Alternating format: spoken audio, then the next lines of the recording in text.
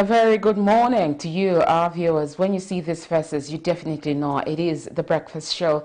My name is Sharon Kalimbola, and as usual, I am with Patrick Soko. We have a number of interviews and different topics to discuss this morning to keep you abreast of what's happening in the world of sports, politics, as well as different issues happening at governance level, and that is policy. Patrick, good morning. Good morning, Sharon. Good morning to our dear viewers. Why are you quiet? I wanted to ask you another question. What am I asking you? How's home? Oh, really? I thought you're home. When I see you, then you're good. Anyway, how's home? For Elijah, yes. When I see him, I see home. So really, I don't need to ask him all those questions. But for you, I know you have some people behind behind the scenes, you know, washing those clean jackets for you to look that good and everything, darling. Those compliments. I thought you were an enemy of progress. Really? Yeah. Interesting. There we have it. I think as Sharon indicated, we have quite a number of interesting interviews that we're going to conduct today on the Breakfast Show. Just stick around. You can equally contribute to the topic of discussion, which is scrolling on your screens, where we are discussing the KABWATA race, and we're going to get your views. In the build-up to this nomination that took place yesterday, there were a number of speculation, and those speculation will delve into them so that we get to discuss some of the issues. To say politics sometimes is just about perception. It's about perception and political parties. Those you know, politicians, real politicians, Patrick, they thrive on speculation. They thrive on speculation because the more the speculation, the more people get swayed into making either the wrong or the right decision. Yes. So yesterday, yes, the nomination of candidates, they're filing in their nominations yesterday for the second time, you know, paying their 15,000 kwacha for the second time. And this consistent for political parties fielding in same candidates is overwhelming and testament to some of the allegations that were made prior to this, that some political parties wanted to change candidates, but most of them actually maintained, apart from the new entrant, DP. Yes, just a new entrance, New entrant, DP, the UNIP didn't manage. They managed, They managed, yes. Yeah. The only female, and you know me when it comes to female, really. I actually want to change where to vote from and support her there. But for now, though, let's just look at the morning boost and see how we can keep ourselves fit as the first thing we do when we wake up.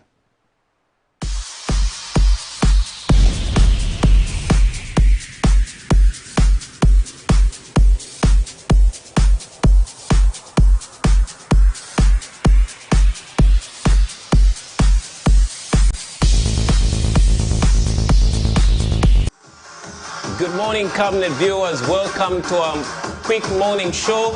And I am your presenter, Isaac Matsa. I'm here so that we can do a bit of exercise before you jump on that vehicle and go and do your work.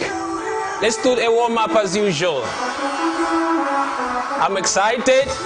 It's a beautiful morning, a brand new day. You better be positive and do what you know. Let's go.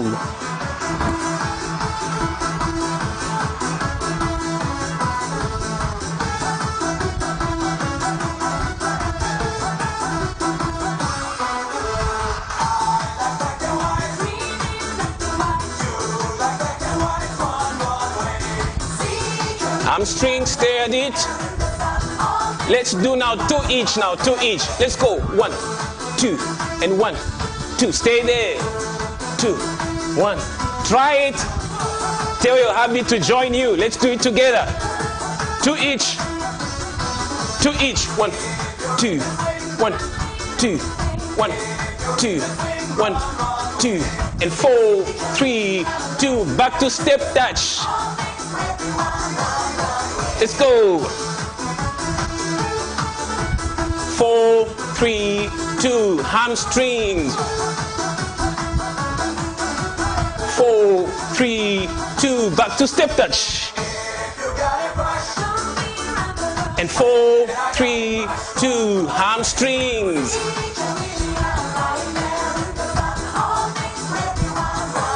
Matching. Let's march. Lift your knees high. Hip, hip, hip, hip, hip. Let's go, let's go, let's go, let's go. Let's do a warm-up. Okay. So that was your warm-up today. And we're going to do something else now. The first thing we're going to do, I'm giving you some squats. Okay, here we go now. Put your feet together. Watch my body posture. Let's go now. 20 at a go. If you can't do 20, please do 10. Okay, let's go. Let's go, mommy, daddy, involve your children. 1, 2, 4, go down.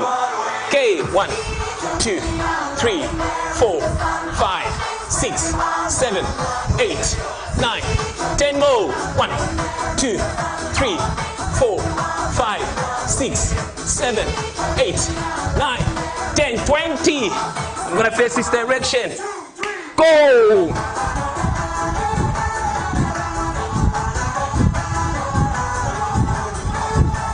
More.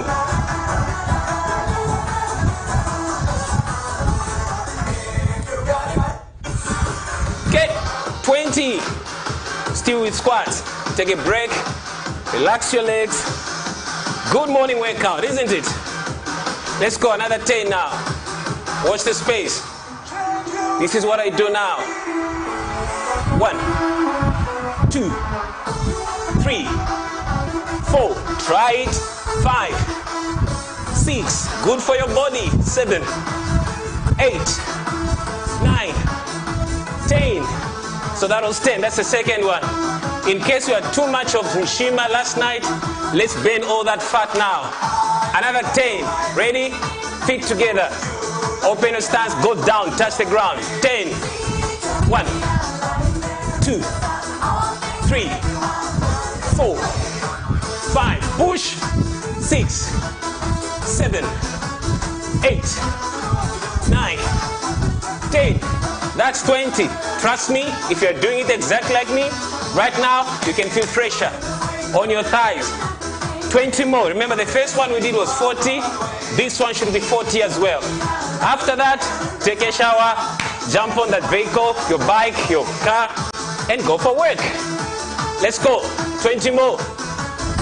1, 2, 3, 4, 5, 6, 7, 8, 9, 10.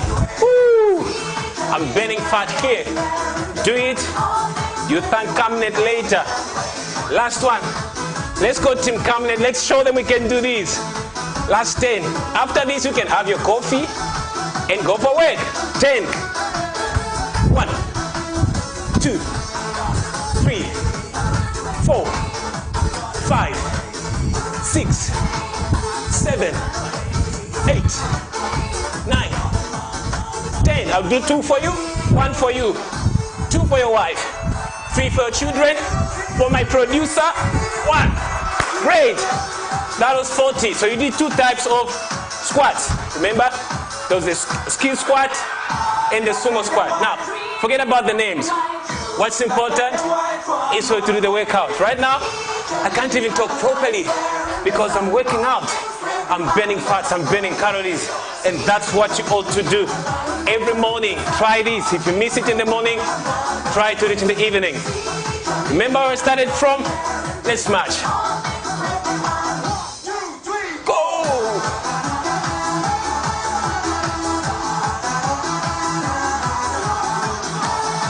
And back. We are winding down now. Thank you so much for tuning in to our breakfast show. Please make sure you need to exercise always because you only have one body to carry out your assignments. And I am signing out. I'm Isaac Matsa, and see you.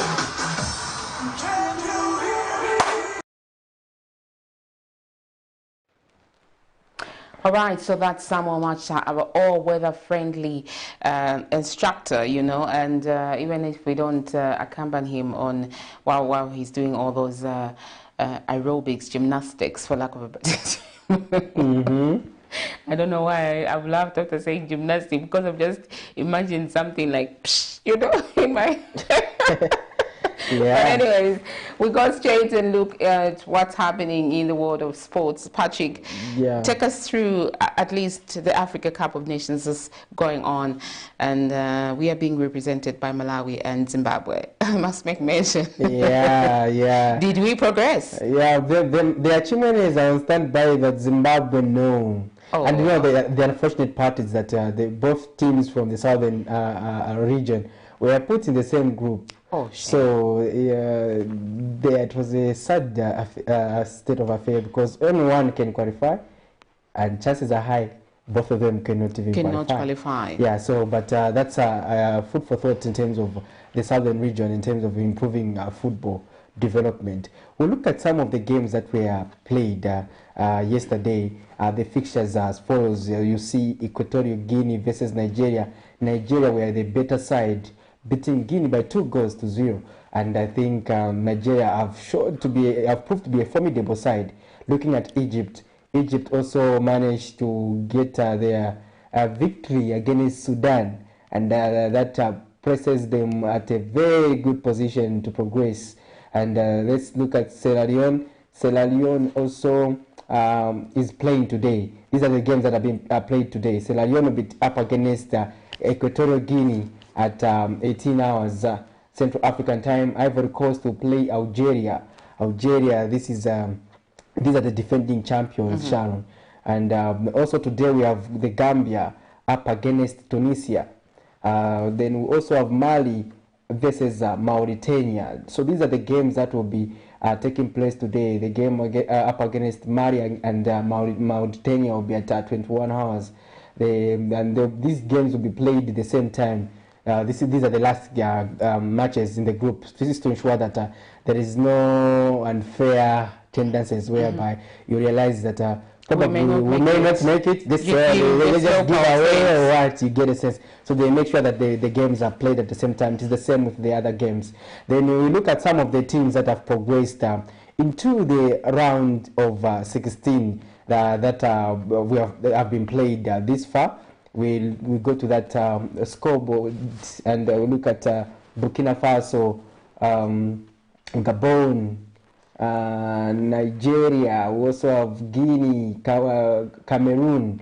We also have Senegal, Cape Verde, Morocco, as well as Malawi. Hey. We are there. We are there. Yeah, Egypt there also, Sharon. Yeah, interesting stuff there on the AFCON, Sharon, if you ask me. And we were talking about the achievement is hoping that one of the teams makes it, and luckily they are there in the round of 16. No, we are there to support them. We're actually, they're our people. I mean, we feel honored to just be there as Zambia and Malawi, you know? Yes. Yeah. Zambia and Malawi. So basically, those are some of the highlights with regards to the Africa Cup of Nations that's going on now, and we will continue to give you these highlights with regards to what's happening, and we should continue to offer our support to our neighbors and maybe the team of your choice. After all, it's One Africa. One Africa, yes. Exactly. Yeah, but that gives us a homework as Zambia to say, it is not always an interesting stuff when you are watching the AFCON. Your team is not there. Exactly. So every Zambian who is watching the AFCON, they're just watching. They're just watching because they love football. You know, football is a sport of unity. Yes, it is a unifier. Yes, it's a unifier. So people are just watching for the love of sport, and these issues of baiting that have come into play all over the place, you know. So people are forced to watch these activities just to see if their team has won, has scored, or what, so they can compare with their bettings. However, we as Zambians, like we mentioned, we need to ensure that we capacitate our teams so that we reach these levels. I mean, we can't just go to Africa Cup to win Africa. We need to bring back Ichikombe once again. And as defending champions, exactly, when we defended the cup, we failed to defend the cup. We hope that with this new coach, though I'm not very eager, I don't know why. I really don't follow these issues of sports that much. But after realizing that this man was part of the whole technical team and stuff. Yeah, for a while. For a while. Did he go back or was he still with us? He was with us. I think so why did we fail? And then you give this man a job? Okay, he didn't stay long, Sharon. But but your concern, it could be the concern of other. I'm not seeing any change. I'm not seing any difference. Probably that kind of arrangement, Sharon, where when you are just assisting, you don't have a lot of you don't have the right to say, okay, pick that player over that other player. You understand, it's a technical team. Don't they see it? It's like a board. Yes, again, Sharon, there is a technique. Let's say, okay, infuse my philosophy, and there's a way a Sharon element has to surface in the way you do things, Sharon. So when someone is on the seat, you say them, okay, let their element prevail. Then you understand. But that's me helping you to fail. No, but look, sometimes when you are in charge of something, you can only request to say, okay, what do I do here? What do I do? But at the end of the day, that person can just give an advice. It's either you take it or not, Sharon. So you and I may not be aware of it, but probably his advice or was taken on board or what, but you know. So now that he's on the seat now, probably it gives him an opportunity to make those tough decisions. Those decisions to say, okay, this player, I'm not going to use this player because he hasn't been having a game time, or what. I'm going to use this player. I'm going to settle for the Camnet Academy and put them in the national team. All those arrangements can be made by the coaches. I'm talking about that. They won their first friendly match. They did, right? Yes, they did. Let's talk about it. Yes, this is a team that is just forming, and it's is it a week old or 2 weeks old? Yeah, I think the best is that I think we need to play that clip of the team, Sharon. Let's the team played yesterday at their home ground, that is in Kablonga. Should be sport in action. Yeah, so let's play that clip. Let's look at that clip. Camnet Academy. Yes, we watch the youngsters playing the game. Isaac, please help us look at that clip. 8th January 2022, Camnet Soccer Academy conducted their first trials that saw 30 participants out of 142 being selected to the Camnet team. Today, Camnet Stars have beaten Sports in Action by 9-1 in a friendly match that kicked off at Kablonga Secondary School. The assistant head coach, Melvin Walia, says the boys put up a good fight against their opponents. We've come up with a good team, young ones, under 19. We still need more players, yes, because we need to balance the team. We need to have maybe on one position 3 or 4 players, yes, because we have to compete in the under 19 league, yes. Meanwhile, Sports in Action head coach says Camnet Stars have shown to be a hard team in that in their first friendly, they have managed to score 9 goals. Stars have basically given us a very, very tough game. Yeah, we're slacked behind in terms of defensing, and they have utilized and utilized all the opportunities. Yeah, they're really a good side, and I believe the coaches are doing a very good job. The boys are actually playing a very, very, very good football. It's desirable to see how they play, and our boys indeed have been given a very, very tough time. Yeah. Blessings Shakwila, Camnet Sports, Lusaka. Yeah, there you have it. Camnet Stars, they are doing what they want to do best. That's win, no matter what. Exactly. Yeah. It's win. We're proud of them, and we're hoping that they will progress into other, what do you call them, leagues? Yes, because the fixtures are out, and they have been incorporated on the fixture. They'll be playing the games. I think effective very soon. They'll be playing, and I think our sports program off the pitch, they'll bring further details regarding the fixtures and what the team will be, what some of the sides the team will be up against. Then we'll be following those proceedings, because we have attached a communication department that will be working around that to ensure that there is wow, there's information dissemination, because this team is going to be going places, Sharon, and beyond Zambia. They are already getting Recognition. Yes, recognition. So it's not just a team that is going to be. I think it is not. It's not just another team. What we say about Camnet team, another channel. There's Camnet Sports. Is it Camnet Stars? Camnet Stars. It's not just another team. Yes, that's another one there. It's going to be interesting. It's a force to reckon with. Yeah, interesting. Now I think we'll go into our next segment where we get to understand how our currency is performing, and then the Camnet money market on the breakfast. We'll go into that. All right, the foreign exchange as close of business yesterday. I don't know why I'm trying to twist my tongue. As of the close of business yesterday, the United States dollars was buying at 17 kwacha 18 ngwe and selling at 17 kwacha 51 ngwe. The Great British Pound was buying at 23 kwacha 14 ngwe and selling at 23 kwacha 87 ngwe. The euro was buying at 19 kwacha 49 ngwe and selling at 19 kwacha 87 ngwe. The South African rand was buying at 1 kwacha 11 ngwe and selling at 1 kwacha 13 ngwe. So those are your money markets. Interesting. And for now, Sharon will go to Zoom one of the stories that is trending in our main news, and this is a story about the bonanzas, and we saw the people who run the game, an association of the gaming association rather, coming out to express themselves regarding concerns by some citizens that these bonanzas machines should be banned in. Why are they called bonanza? Is that the original name? Yeah, that's how they are referred to. There's some former minister who was called Bonanza. Should be Joe Malanji. Yeah, they vomit money. They vomit coins, Sharon. So even him was.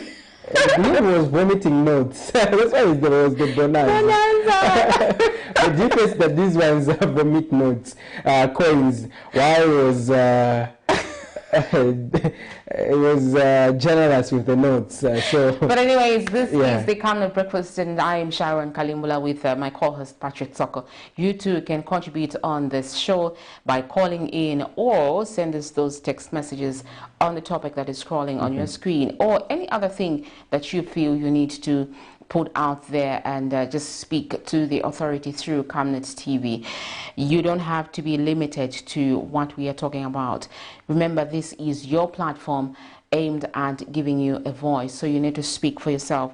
For now though, let's just look at the story that Patrick had mentioned over the bonanza issue and see if I can be the next bonanza.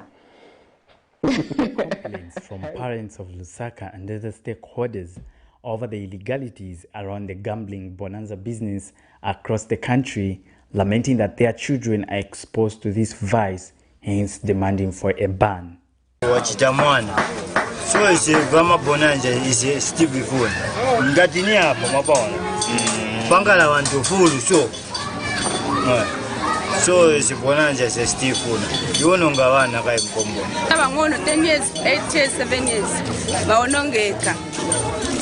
Tabutikana nabo bana munga yeta nkani bonanza mwandi nchabebwino bale baya banning. In response to this development, the Gaming Association of Zambia has warned the operators who shall be found wanting that they'll face the law and risk their business. Mr. Noah Malungila is the association's Special Activities Director. Some of these people in this business, the documents they're using, they're contrary to the business they're doing, especially to our Asian counterparts.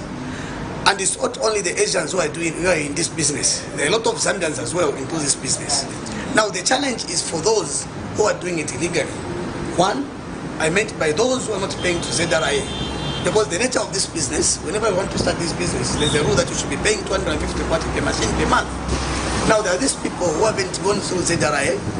There are these people who haven't come through Zambia Gaming Association. And we're having really a big challenge because those are the people now who have done this business who are not even following the rules the same. However, Mr. Malungila says banning the bonanza business will have a negative impact on many Zambians in the business operating within the provided laws. So banning these machines, like what I alluded to, there are a lot of Zambians who have these machines today. There are a lot of Zambians who have employed fellow Zambians in this industry today. And let me just assure you, let me just tell you this. That business you see today, it's not a small industry. It's a big industry. If you shake it today, you'll be seeing some section of life or some sections of the community who will suffer. So the only thing we just have to do is to make sure that we put things in place so that this business continues. Like what I've alluded to, we are not supposed to put machines in groceries. We are not supposed to put these machines maybe in the public markets here, like what you saw. These machines can only be put in places which cannot be accessed by underage patronage. He has since revealed that soon an inspection exercise will be conducted countrywide in collaboration with the Ministry of Tourism and other line ministries to ensure that law is observed in the gaming industry. Alex Shimba, Camnet News, Lusaka.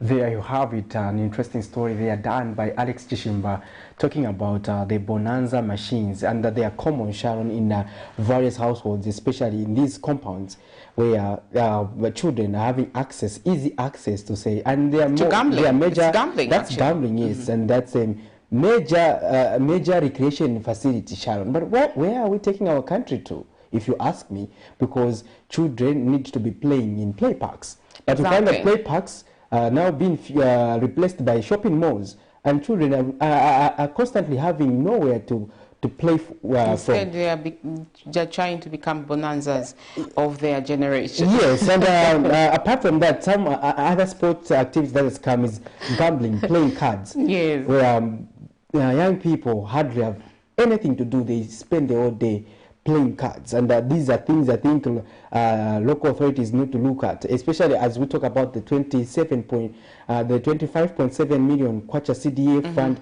We need to make sure that we set aside some projects that can be targeted at young people for recreation facilities, because at the end of the day, we need to develop a society where young people experience their childhood. We don't have to help them to grow fast. Exactly. But because my elder sister is a teacher, so she says each stage of development is very important for children.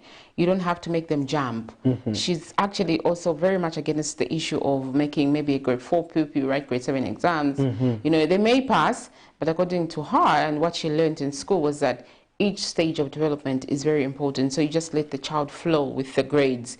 They may get very good results, but then that stage of development which they needed in grade 5, 6, they've jumped that. They've gone to an advanced stage way above their age. So at some points they'll have difficulty in some of the subjects. For example, even math, because brain development has not really actualized and reached its full potential. However, coming back to the issue of bonanzas, that's the more reason why play parks, recreation, extracurricular activities in schools are very important, because they have a specific role. All work without play makes Patrick a dull boy. Exactly. And that's the more reason why we make him dance to some of the TikTok videos, because he works a lot. He works a lot just for him to relax a little. However, when it comes to bonanzas, Patrick, it's not only children. Yes. Even women. Yes. Especially when they came.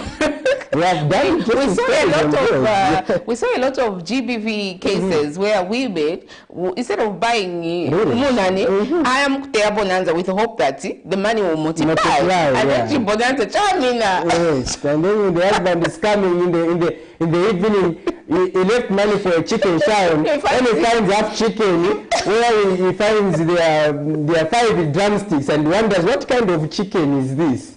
You see, that's where we are being subjected to. And we are seeing gender-based violence cases increasing, and we are wondering what is happening to our society. Exactly. I think that's a serious issue we need to look at.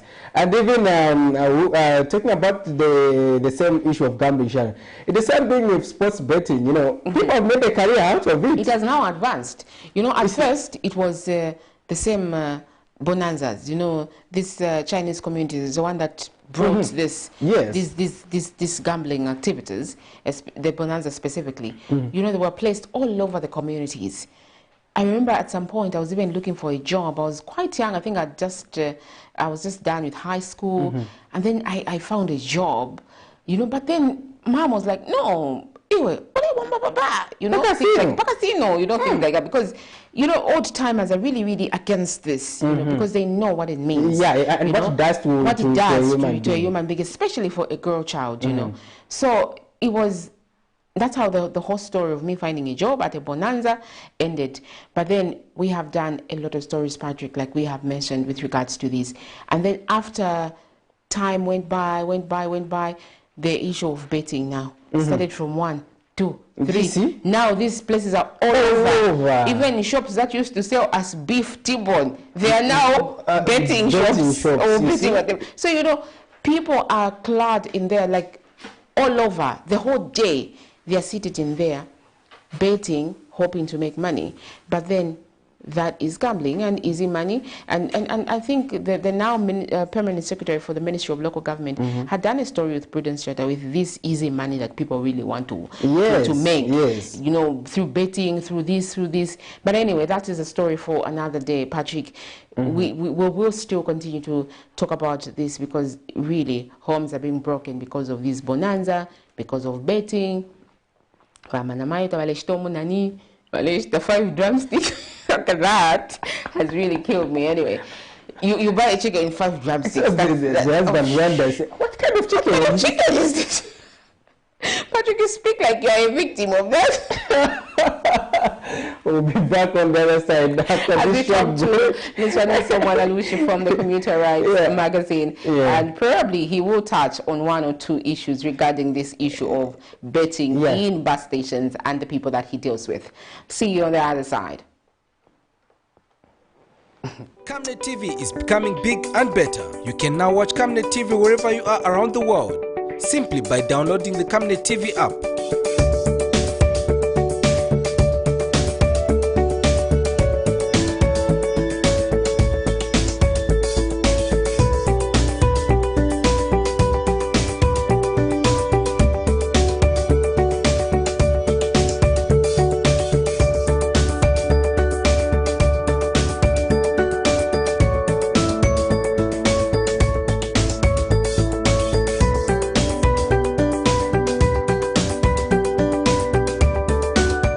With Camnet TV app, you only use less bundles.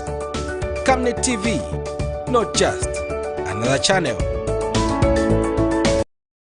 To all parents and guardians of the Camnet stars, be informed that there will be a meeting at the Healing Word Ministries International Church in Ibex Hill on 22nd January 2022. Time, 10 hours to 11:30 hours.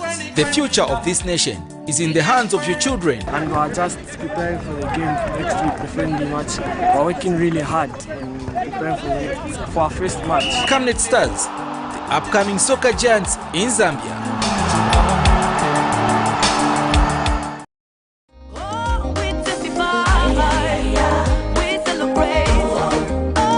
Hello, I'm Deborah Lukalu, all the way from South Africa. You are watching Camnet channel, not just another channel. God bless you. Stay tuned. We celebrate for all you've done. Lord, we give you all the praise. Oh, we testify. We celebrate for all you've done. Lord, we give you all the praise.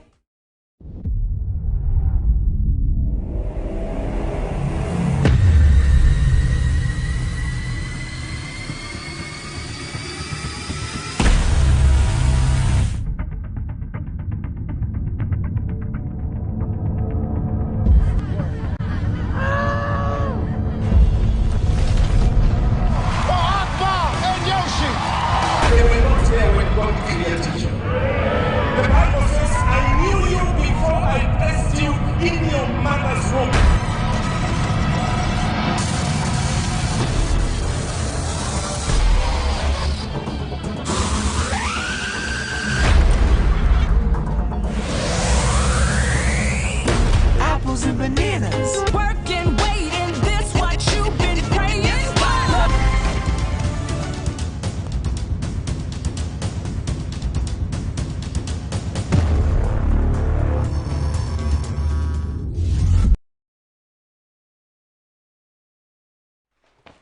All right, you're still watching the Camnet Breakfast in studio and on set. We have been joined by the Commuter Rights magazine Team leader. This one is Mwanalushi, and he will just help us understand some of the things and some of the projects that they are putting up, especially in this era of COVID-19, and the people that he works with all these restrictions. Patrick, Mr. Mwanalushi, welcome to this interview. Thank you. It's a pleasure to be here. It's my first time this year, the first interview this year. We're happy that you honored this invitation. I'm particularly very happy that we're actually on the same height this time around. And it just makes me feel, you know. Yes, I know we need you. I know we need it. I know. Yes. Yeah. Well, Mr. Mwanalushi, we are glad that you could find time to be with us. Me and Sharon, we were just interacting over the issue of bonanzas in compounds, and you can tell us if they are also there in bus stations, which you almost frequent on a daily basis to do your outreach activities. Yes. And how is that state? Is it helping us? Yes, bonanzas. We interact with bonanzas also in markets, because bus stations and markets are just they are made to be together. They exist with each other. So we find that there are some shops where we have these bonanza machines. Now the unfortunate part is like in Livingston, when we're doing an inclusive education training program. When we go out to research, we'll find the learners, school children, instead of being in class, they'll be playing with these games, hoping to win. Then also we see there are people who are addicted on, there are these people who hang around markets, the so-called junkies. You find it, now everybody addicted. They want to be playing those games, hoping that if he's lucky as well, he'll make some money from there. So there are some people who are addicted. It's an addiction, also gambling. So it's a concern to us, especially us who are in the because us at the Commuter magazine, we have like shifted focus briefly onto mental health. Yes, I wanted to ask that is the mental health issue. Mental health awareness and the HIV testing. Because the issue of alcohol abuse, the same junkies, ones that do in a Woma station, market, they are addicted onto this. Now, when you reach a certain stage, your thinking capacity or the capacity to make informed decisions is affected. They are sleeping rough. Just drama, they don't know how to use money. Then sleeping around, it could be my HIV. He doesn't choose. Or when he's sober, but when he's crowded with the alcohol or other drugs, that guard drops. They end up sleeping. Market, these days, you see, it's not a common, it's not a hidden secret. Even girls are there. Market from morning to evening. Morning to evening. How big is mental health related issues in bus station? Okay, me, I came to know about this. But first, I was from my guys there. But in my interactions with China, because I'm also doing a course which I'm doing in public health and counseling. Okay. So upeza magazi wapeza uchitachani kuno upeza na bulu wake vita. Bamuleta. So baunduka lero sasa. No, I thought wamashitira dara cheo that's the culture am station kunkara ku macho vita kuoneka ukamba benefits. Ada baunduka cheo.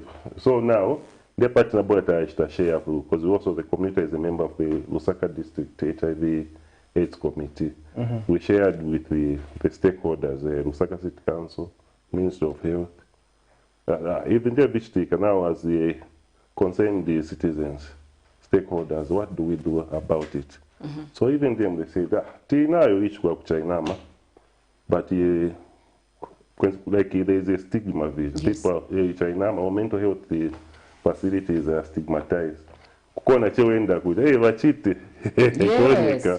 exactly. This is why it has paid up in this situation. Because people are afraid. COVID, there stressing, depression, and whatnot. These two are also factors in mental health development issues. Yes. Food, the economy has been affected by COVID. It's been shaken. So people's means of making money have been limited. So exactly. Yeah. So there are so many things. The education, our learners are not spending that much time we're spending in school. My holidays are extended. Once have been effect. Yeah. So mental health, like the Minister of Health, my appeal to the Minister of Health and the Minister of Community Development, as Joseph says, they try to scale up mental health awareness because everyone is affected by that. I think the Minister of Health, Silva Masewa, had mentioned to say the levels of mental health related illnesses have actually escalated, especially due to the COVID-19, because there's so many factors, Patrick, that have come into play. You know, people have lost employment. Exactly. People have lost income. The businesses have shrunk, and you know, all this pressure. Some it's temporal. They will be lucky. They will recover from this. But others may be long term. So, Mr. Mwanalushe, owing to the fact that you also deal in mental health related issues, what are some of the signs or symptoms that people should look out for and say, okay, umuntu ayambo ngala zigzag. How can we help out? Zigzag. I'm not no, you're not, but obviously you know some the basics that people should look out for. Exactly. No, I just wanted No. It's the because you finder. Yes, it's the basics that we are But what looking we are saying is just to educate teacher. The Minister of Health, through my health centers, my clinics, it's like there's a directive that the health personnel should work with the community. Yes, it is. Various stakeholders. We happen to be as citizens. Yes. So I have a right to participate in health promotion activities. And as I said, apart from school, we have also assisted my family. We have some members who have that. So, this year now, others just this right. I change them. Others, medication. Others just, I don't know if it's a heat or weather or there are different kinds of triggers. When I'm with I'm a Muntankarache for a period of time without any lapses, episodes, mental health breakdown. It's difficult to tell, but there are physical signs. You can tell Muntareka Kusamba, the way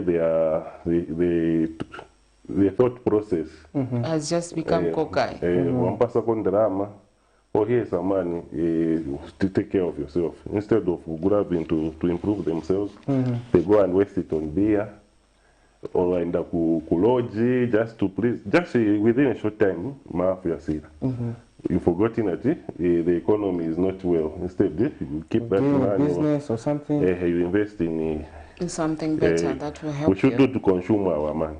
Okay. Yeah. So then, Mr. Mwanalushe, you do a lot of things as the Commuter magazine. Yeah, but we restrict to the publication, the mental health and the HIV, but with a bias to local tourism. You know, as we promote local tourism, we should also bear in mind that there are certain things we don't want to speak about in the community. There's sex tourism. There's transactional sex. People are selling sex.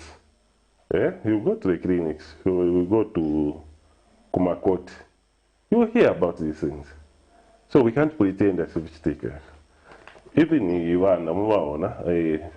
children being born outside marriage. Yes. Those are signs that people are indulging in such activities. So we have to talk about as we promote local tourism. We need to also to see how it is negatively affecting the community. Okay.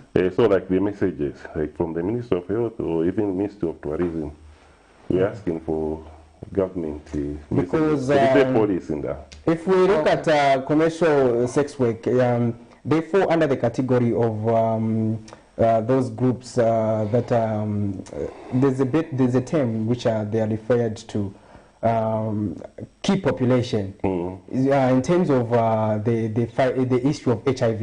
Yes. So you find that they are most victims to HIV because most of these tourists, then they come into the country, they also look out to buying sex. And it becomes a huge problem in terms of Zambia's ability to fight HIV. So, Mr. Mwanarushi, what are your interventions in terms of practicality to help us address that as we do tourism and also those activities? You were in Livingstone recently. And Livingstone is our tourism capital, so what we are doing is we have approached the Minister of Health and Minister of Tourism. Okay, on content. If we are coming up with programming, even you as Camnet, if you want to do awareness about that, what is the official content? Because from our interaction, it's like we don't have a policy on sex tourism. Croatia again, Zambia is a Christian nation. Yes. Right? So we have to be careful how we go between the two. But that's why I said we should not run away from the fact that these things are happening and we need to combat them as a country. Evidence is there. I think I'm not showing now Chinese where there's some aunties taking the niece and what to go and sleep with that Chinese. No, that wasn't here, but it was a story that was trending on by the police where this Chinese was abusing children in lodges. So he may not be the only one, they are men. They are men, So now, you should also follow up. Now, if as a journalist, how do we go about this? We are a Christian. The community is founded on Christian values. Yes. So how do you? So as we come in with our biblical principles and create that sort of awareness. Before my series, that's why, like us as a community, we are saying Zambia is a Christian nation. So for the if you follow the 10 commandments,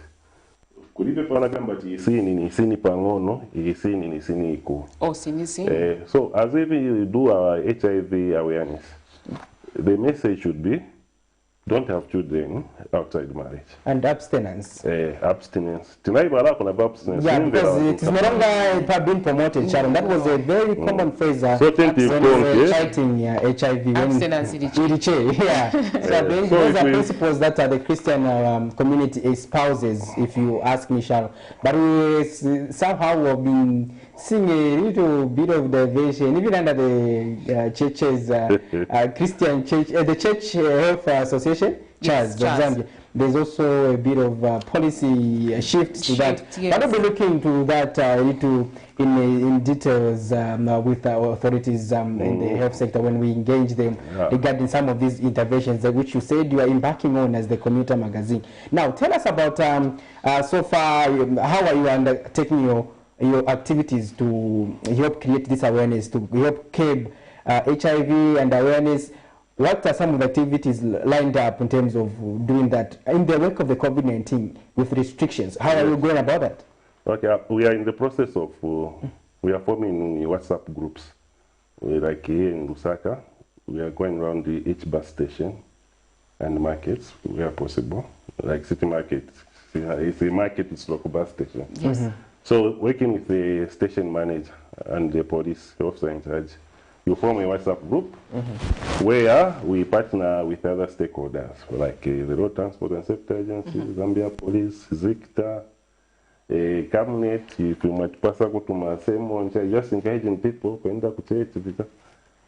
each one, so that we have these groups now, which at least we can't help us not meet physically.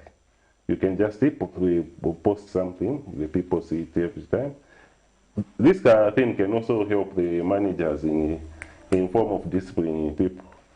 Kapeza kabasi kapakina kuipa blocker road resta upload kapicture boss what's under na blocker road. So find we also improving. So this is in line with the COVID guidelines. We want to be very relevant to the authorities. And then again, Issue we have a poor reading culture in terms of my books and whatnot. People are mostly on the phones now. So we believe that the same WhatsApp group will be easier to reach to you than this book or this flyer. So that's the route we are taking. Using the same platform, we want to promote local tourism, just places of interest, just to my short videos and to my few messages. Then once in a while, a small interview, Makamba na Wasoko. Now, aside from your things that you have been concentrating on, I'll ask you my last question based on the something that you've also been advocating for, the commuter rights. Yes, sir. We saw the adjustments in bus fares recently, and we are likely to see them as depending on the kwacha fluctuations. Yes. But do you think there's enough consideration on the part of incorporating the commuters in this agenda? Yeah, by law, I think the Commuter Rights Association of Zambia, a group of KABWATA, I think they are supposed to be present more meetings where the Road Transport and Safety Agency and the Bus and Taxi Owners Association are meeting to come up with the price. Because as commuters, we are just advocates. As we are a publication, we get information. Yes, we also push for reforms. But the Association of KABWATA is supposed to be in those meetings. Why they are not being invited, I don't know. Why you are a Commuter Rights Association are not participating in your meetings? We are not getting any feedback on why they are not being participated. Because on my boards, I think our Paratsa board, there should be a provision where a representative from the Commuter Rights Association of Zambia. So even with the internally, there's supposed to be somebody speaking about Zama commuters. But with the consultation of the association members. So we don't know why, like the last pricing, and I charge a baby, but I feel in a normal setup, in an inclusive setup, like in a Zambian setup, I have my interest in Africa. And the bomb and we are in a pandemic. They should try to question us also commuters. What possible? Some leeway comparing to my grants, transport grant, until we find a way how we go about this COVID. Because most people in Zambia use public transport, and it's expensive. It's difficult for a common person to move from point A to point B. So, boom, the way it helps other vulnerable groups. It should also, this is how you make the economy run all the time. Even in Kenya Naitba, it's a drawback to the economy. The economy should be running 24/7. COVID, it just has to find a way. Especially now that we've been through it close to 2 years. That was 2019, December. And us in Zambia, it was 2020 in March. 2020. So we've had it for quite some time. I mean, we need to at least try and be ready for eventualities that may come with the COVID-19. However, Mr. Manalushi, the last question that I will pose to you is, this lack of consideration, has it affected some of your drivers into maybe lapsing or maybe experiencing some form of mental health with regards to getting very disappointed? Because people react differently to different situations. Maybe they are disappointed that their livelihood is being interrupted somehow, somewhere. If at all we have such incidences, how many do we have if you have the records? Or how rampant are they? Rampant. Use the language you're comfortable with, Mr. Manalushi. COVID has affected everyone. Makashin. They were affected. People are not traveling the way they were used to. Working from home. People are just being advised. They don't even use money public transport. Now, those guys have a cashing to meet. Muntu akwera at the end of the day. If you don't, nchito isira. So automatically you have that pressure. Mental strain. Even before COVID, in a bus, they were more like, there are more buses, they can't fit in a bus station. They in Kanyam Road. If it's Kulimatawa, you basically have to wait for a bus to go out, then another comes. So if he, in those days, maybe he was doing 1 or 2 loads from the station. After one to Swine, compare church a baker most. Then maybe like after Christmas and what. My days when people can move around are limited. So the possibility, because I don't have the statistics, but I have friends who are telling me, mdala nchito yavuta manje. Kulisha ma pirates, go to Intercity. I wash with pirate taxis. Kaiwa naenda ma registered taxis. Kuli issue ya Urendo. There are those guys who are complaining. Now Urendo is the market, but people are saying Urendo is cheaper. So for us, maybe Upper Boma, if we can get it brings the people to a. We look at table and just look at your challenges. We see how government can help. We get the views from all stakeholders because the people are complaining. But when you look at it, if COVID, everything advance. So it's we need to do something. Otherwise, people mental health is a pity. But the Minister of Health, please, let's scale up mental health services. We improve on things. The budget should be increased from what we are currently. It's like there is more focus on my physical ailments than on. But we need to have a balance because even the way mental health people are treated, we can the minister of the Minister of Health because it's a disability. But who are mandated to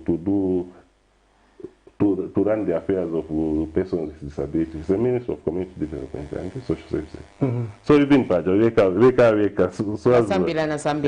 so we need to come together, see what needs to be done in Gatimala. The Mental Health Act is, if it has malakunas which need to be healed, this is the time to work on them. Yeah, and the cost of treating mental illness becomes very high and huge, and you find that most of the people, especially vulnerable citizens, it becomes difficult to meet all the costs. So you discover that only the rich may be able to, if you're not paying attention, only the rich will be able to take their relatives to these rehabilitation centers and be able to get better. But we find that when it comes to vulnerable citizens, it becomes a huge task. And even getting better becomes a challenge. That's why I think we need a proactive approach whereby before situations worsen, we're able to mitigate that, because at the end of the day, government has a primary responsibility to ensure that it safeguards the health of everyone in this country, because health is a right, and mental illness or mental health is part of health, so it has also to be taken seriously, Sharon. Indeed, Patrick, it has to be taken seriously.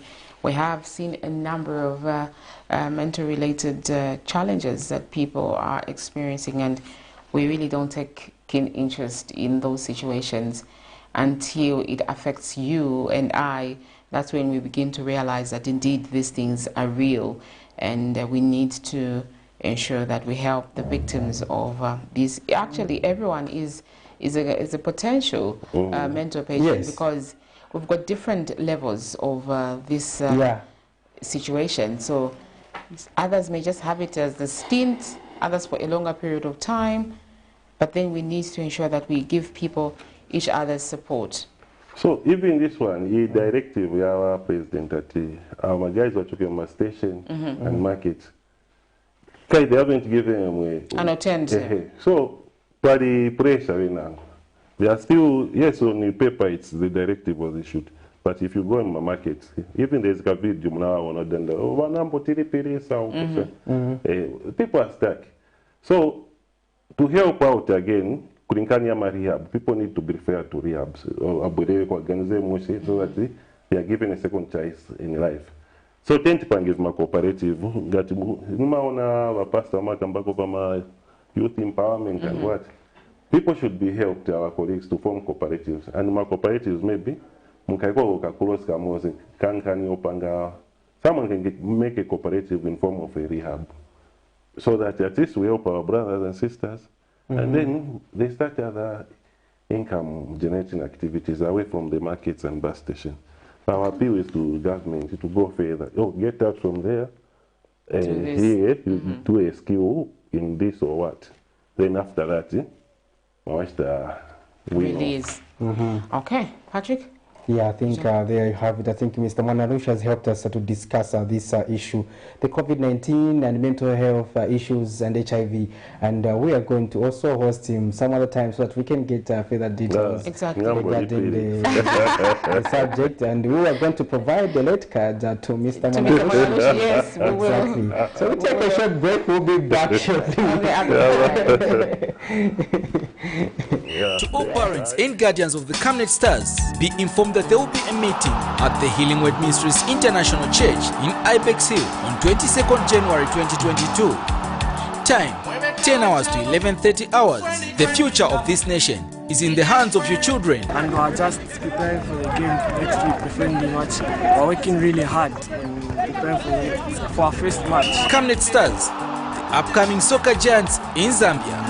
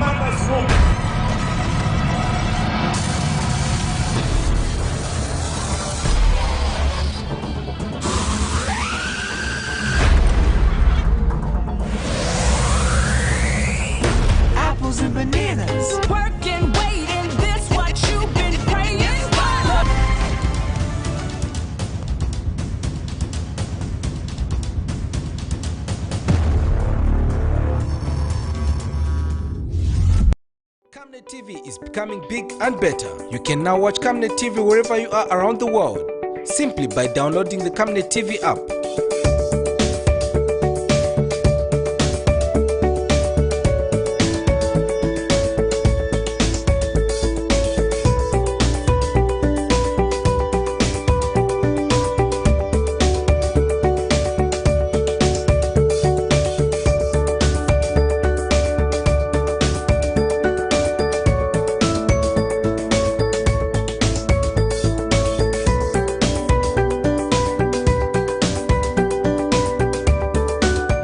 With Camnet TV app, you only use less bundles.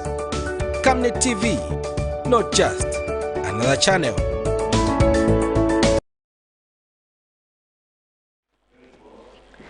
Thank you for staying with us. You are watching the Camnet Breakfast Thursday edition, Policy and Governance, with me, Patrick Soko, and Sharon Kalimbula. And we've been talking to the Commuter Magazine team leader, Liswaniso Mwanalushi, who has been helping us to discuss issues pertaining to mental health as well as COVID-19 and HIV in bus stations. And we managed to talk about a number of things, Sharon, there. Indeed, Patrick, mental health is something that I'm really passionate about, and I really don't even play around it because I know what it means. Exactly. You know, I've seen quite a number of people have done a lot of stories with regards to that. At least I've got a better understanding.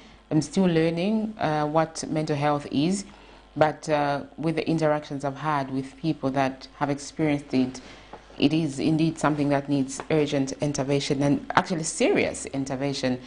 But then the recent one that people are calling for is the Mercy Cohan story. We haven't run that story here, but then she's been deemed as something like that, and people are calling for other people to help her. I'm not sure if indeed it is, but because of the situation she's going through, you know, somebody may be thought of to be a mental patient because they've been through so much and they're forced to react in a particular way. And we ignore all these factors that lead to this. So we need to ensure that we create this safe haven for people. Check on me, Patrick. don't wait for me to check up on you. If you see me 2 days, 3 days, I'm not calling you. Just call me and say, Raniga, what's happening? Yeah. It's important to One check other up on thing each is other. that if I discover that you are no longer putting on your jackets, you are coming in a different state of affair, you're looking weird, I have to just look up to say, no, Sharon, this is not like you. This is not you. What's happening? What's happening is let's be observant of the people around us and ensure that we keep them in check so that they are okay. Let's check up on each other. You never know what somebody is going through. And you know, this idea of failing to share your situation because people will allegedly talk about you, supposedly talk about you, is what leads people into mental health related illnesses, depression, what, because they are failing to tell people because Valetino Kubalandapo, you know. But then we need to be brother's keeper, we need to be sister's keeper, and ensure that we create this. Elijah, stop looking at me. I always check up on you. He's making it look like me, I'm lying. So yeah, let's just check up on each other. And I mean, airtime is not that expensive, but for you, Patrick, I would call you honestly. So yeah, basically. Yeah, that's that. So we're going now to zoom in one of the interesting stories of the day. As of yesterday, the stories was done by Prudence Trotter, and the story is about the nominations in the KABWATA by-election, where it was being done for the second time. Others were being compelled to pay 15 kwacha for the second time, making it 30,000. Making it 30,000 just to be on the ballot. I'm not sure if it's prestige or it's indeed wanting to serve the people or having lots of money. Let's look at this clip. The failure by all political parties to field a female candidate in the KABWATA parliamentary by-elections, which were later cancelled after the United Progressive Party UPP candidate Francis Libanda resigned, attracted criticisms from the women's non-governmental organizations. The second fielding in has, however, seen the United National Independent Party UNIP adopt a female candidate in Ngiwe Mzieche, who contested in the 12th August 2021 general elections on the same seat. KABWATA has never had a female member of parliament, which is not auguring well with development, as you may be aware. They say that in development studies, you need the female and the male part to pull together to complement each other. Ms. Mzieche is among the candidates who have successfully managed to fill in their nominations, despite having faced several challenges to meet the requirements. The nominations, however, did not go without drama, as former Lands Minister Jean Kapata was not happy with the conduct of police officers who denied her a real way to enter the nomination center. You'll be here when the UPND comes, isn't it? You're around you as the media. We want you to cover to see what's going to happen here, because they're saying our people are already inside and we can't go in. But I know that when the other party comes, there will be nothing to talk about. They'll just push the police and get inside. We want to see that, and so tomorrow we can talk about it. Other candidates, among them the Democratic Party candidate Fred Mubanga, the People's Alliance for Change Sydney Mziambo, Economic and Equity candidate Chilufya Tayali, Patriotic Front candidate Clement Tembo, Socialist Party candidate Trifa Ngandu, New Heritage Party candidate Kennedy Muyoya, United Party for National Development candidate Andrew Teyengwa have all managed to field in their nominations and are confident of taking the day. On record that I made a request to the president of this country together with the MPs that are there in parliament today, that let the children of civil servants and the ordinary journalists be considered as vulnerable children, so that navena bareba perako kwa mungu ikishai if vulnerability onalanda tekweba tabana venu bare chula yo. I want them to be considered as vulnerable children so that they are given bursaries as well. KABWATA is one of the privileged constituencies, but we still have a number of people that are living in poverty. Young people who don't have employment, elders who are also struggling through their life. So we need to look at all this. But how do you look at this? It's not that a member of parliament does all these things from his pocket. This is the misconception that is usually there. A member of parliament is there to speak for the people, to lobby government to do some of those things that people are struggling with. So this is what I'm going to do. What I'm offering is effective representation. Nifuna chape munyamata amene isa chipani cha PF tinasanka kuti ayimirire atenge malo aine kunkala MP wa muno mu KABWATA ampaseni moni ndiponso amupempeni mwa chipani cha PF kuti mwakwera pano sikomo pobwera koma ntchito yayambira pano tikaenda so pano tichite kampeni. For others, KABWATA has been their home and have promised that they will end the suffering that the people of KABWATA currently face. I work with the people. I work with the people of KABWATA. I'm making myself available, and I know that as I get into Parliament, one thing is that I'll tell you that interaction is the best thing. So my strength really is interacting with people, getting their views, getting their challenges, and I'm making myself available to meet their needs. There are 5 wards, and these wards, they have got different needs. Number 1, Kukamulanga, Kulibe Hospital, yet we had an MP who was there for over 20 years. Kulibe Hospital, Kulibe Police Post, Marodzi Yalibadi Kamulanga, Kulibe na Market. So these are the things that we'll try and address in Kamulanga ward. Also in Livala, if you look at Livala is the only ward that doesn't have a clinic also, especially along the road of Chirumburu Road. With all the candidates' confidence of scooping the seat, the people of KABWATA remain the key holders to employment. Prudence Chota reporting for Camnet TV News. There you have it, the story on the nominations day there, where a number of political parties took part in that edition of the nomination, coming over for the second time, and we saw a number of new entrants coming to the fore. These include the UNIP, who are fielding a female candidate. Yeah, so it's going to be an interesting poll because we have now 9 candidates on the ballot.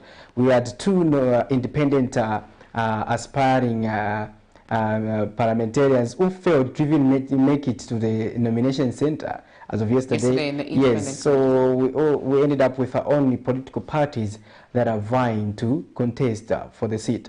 Well, what this would do, I think it will also lead to a split of votes, if you ask me, because we are going to see a number of political parties sharing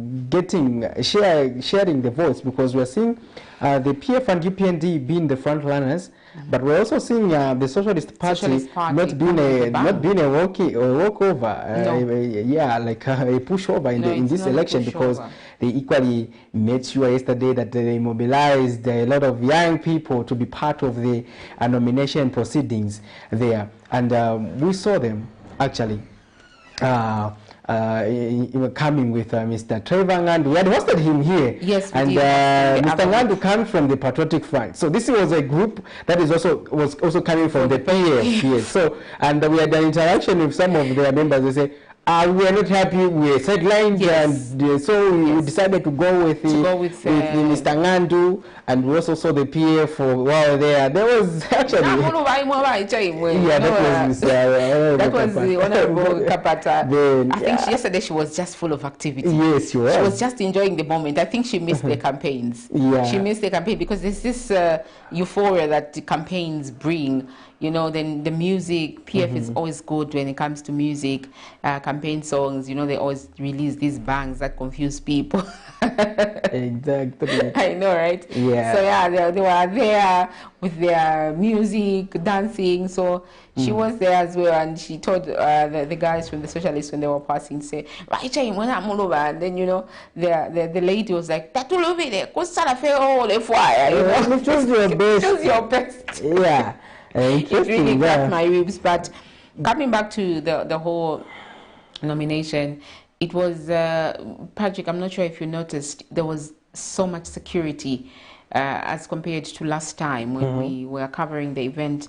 Last time it was a few police officers, and maybe because they were trying to avoid the situation that happened where the UPND almost clashed with the police officers, because the other political parties, like we had talked about, the immediately after the incident, was that the other political parties were peaceful, not until the UPND came in. But at the end of the day, they all filed in their nominations, and this time around, It was a lot of security, including Madras area, KABWATA. Basically, the whole school was surrounded by security and those big trucks, Patrick. The only thing that was missing was a helicopter hovering, you know, as if it was a war or something. That was the only thing missing. Otherwise, there was tightened security, obviously trying to prevent an eventuality of a misconduct from these political party cadres. But like the report, Prudence Stroud, the only female candidate for UNIP, the first political party is in Zambia to govern under Kenneth Kaunda, and they've managed to file in their nomination and a female, which is exciting for me. I'm not sure how they are going to compete in this election, but I'm excited that a woman at least has managed to file in. NGOCC should be happy over this, because they were advocating for political parties to at least put a female to contest these elections, and when they didn't see that, they were very disappointed. But this time around, they should be happy somehow. They should be, but if Sharon does not go there and put herself forth for adoption, it sometimes becomes a challenge. Sometimes, like we've seen the courageous woman, they just stood up and gone into the battle and compete with these men, regardless the situation, Sharon. We still have this mind of patriarchal kind of thinking, where if a woman puts herself content sana, you know, they'll think of her in a particular way. Maybe that also discourages people. Yeah. But I think some of us watch out. So for me, I think again, this nomination has also vindicated some of the political parties. I think the PF and the UPNT were major victims of being accused of having bought Mr. Francis Libanda when he opted to resign from the UPP and necessitate the fresh nominations or the cancellation of the election. And we saw them, the UPND fielding Andrew Tayengwa as its candidate, maintaining him.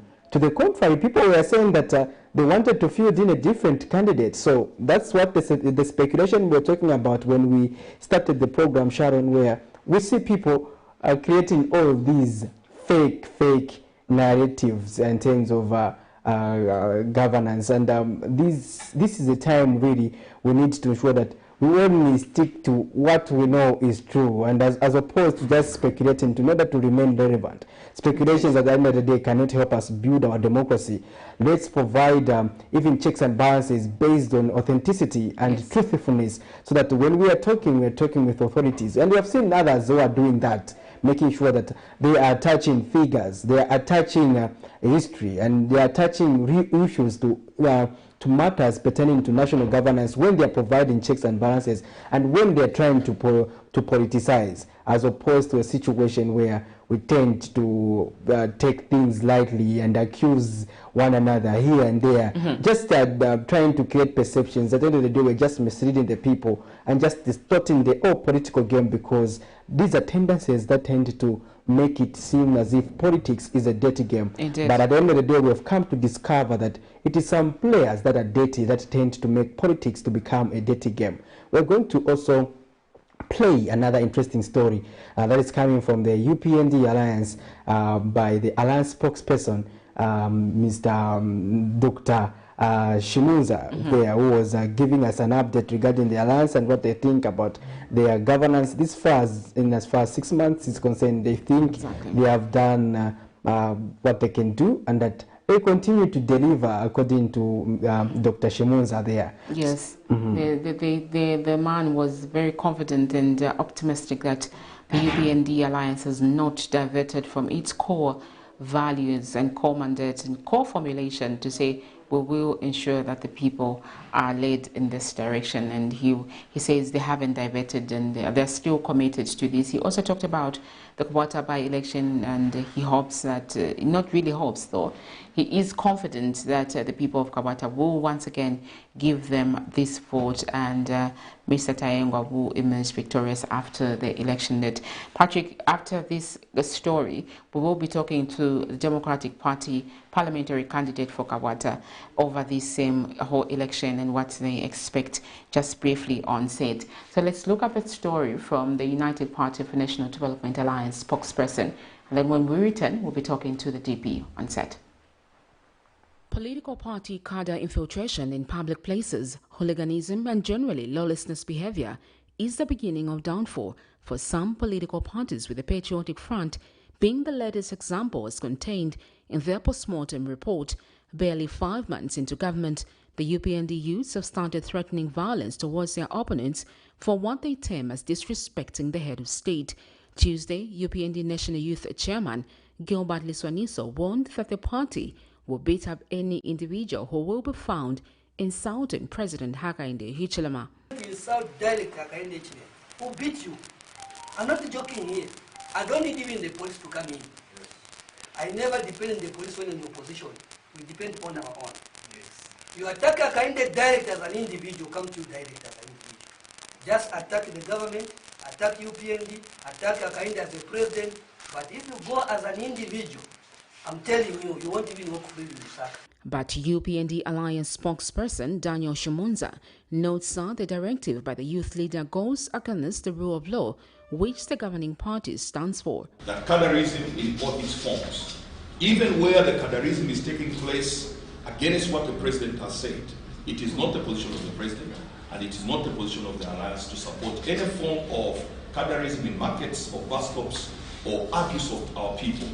The president is very categorical about that, and as an alliance and alliance partners, we are also in support of that position.